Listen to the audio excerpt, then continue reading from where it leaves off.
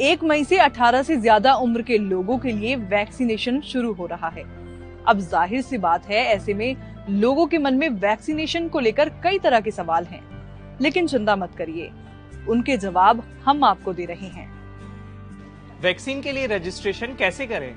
Vaccine का registration आप Aarogya Setu app या कोविन पोर्टल पर कर सकते हैं। यहाँ आप अपनी सुविधा से वैक्सीन लगवाने का दिन और समय तय कर सकते हैं।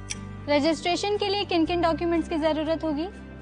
रजिस्ट्रेशन के लिए एक पासपोर्ट साइज फोटो के साथ कोई भी एक सर्टिफाइड फोटो आईडी प्रूफ जैसे Aadhaar, driving licence, PAN card, voter ID वगैरह की जरूरत होगी। क्या वैक्सीन लगवाने के समय भी फोटो आईडी ले जानी होगी? हाँ, जो आईडी आपने रजिस्ट्रेशन के समय दी थी उसी को साथ ले जाना होगा। वैक्सीन के कितने डोज होंगे और कितने दिनों के अंतर पर इन्हें लेना होगा? दोनों वैक्सीन के 2 डोजेस दिए जाएंगे।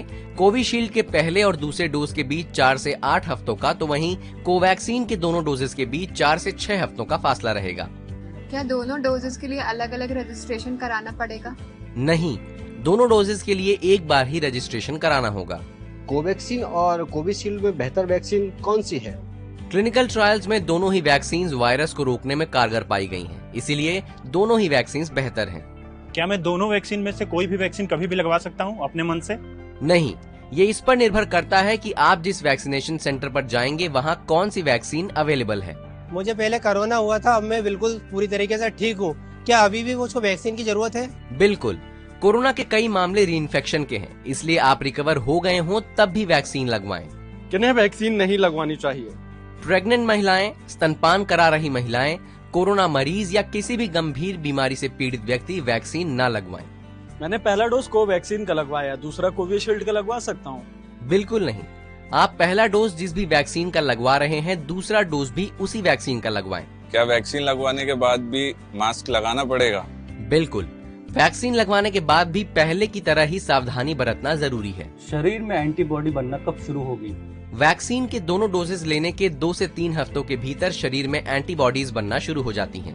वैक्सीन लगने के बाद किस तरीके के लक्षण दिख सकते हैं? जिस जगह वैक्सीन लगाई गई वहां हल्का दर्द, सिर दर्द, बुखार, चिड़चिड़ापन, चक्कर आना जैसे लक्षण दिख सकते हैं। ऐसा होने पर डॉक्टर की सलाह से दवा ले सकते हैं। क्या वैक्सीन लगाने के बाद भी कोरोना हो सकता है?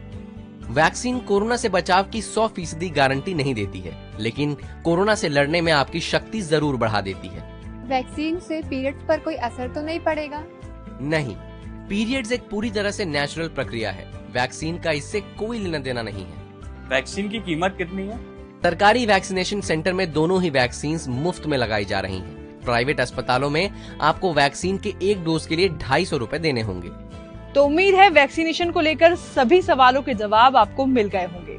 तो जल्द से जल्द वैक्सीन लगवाएं और कोरोना को हराएं।